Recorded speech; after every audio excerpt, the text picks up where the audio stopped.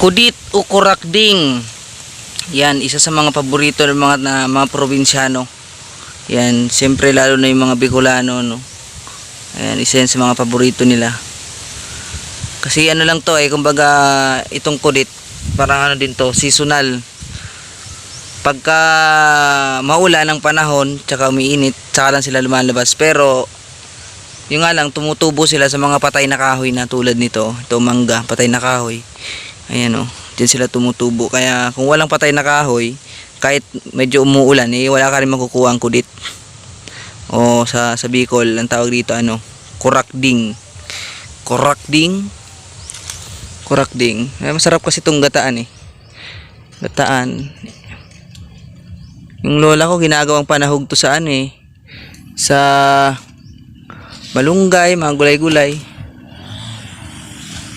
Masarap nga naman siya. Ayan kudit. Kumbaga hindi siya nakakaumay kainin. Tapos may na na pwede rin pala siyang iprito. Anong lasa? Charong bulaklak. Hindi pa ako nakatikim ng prinito nito, pero parang masarap nga siya. Malamnam siguro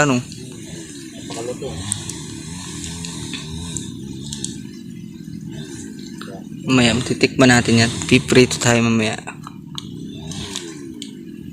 Ayan.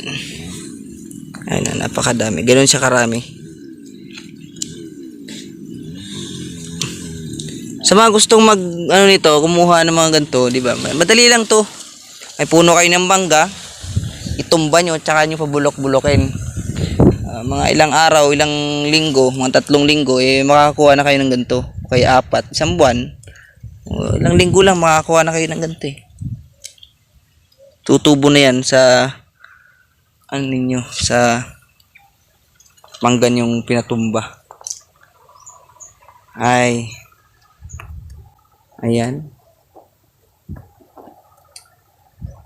Ayan, may kasama ko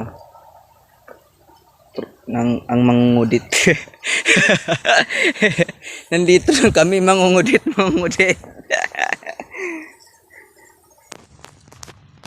Yan ang kudit.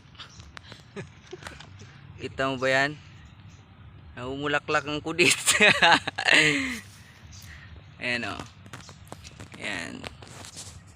Yan, kurakding sa Bicol yan. Kudit dito sa Tagalog. Kudit. Ayan Ayan.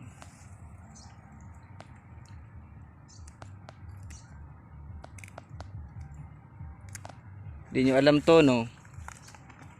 Ano kasi kayo, mga rich kid kasi kayo Yan, hindi nyo alam to. Ayan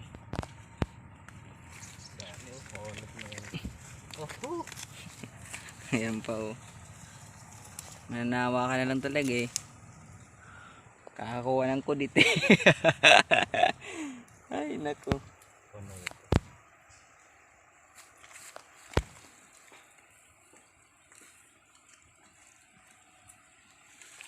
Ang pagkudit. Dami, hindi rin basta-basta pala ito maubos.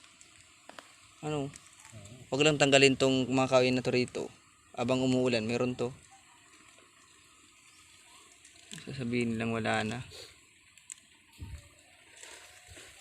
Pasensya mo lang maubos dito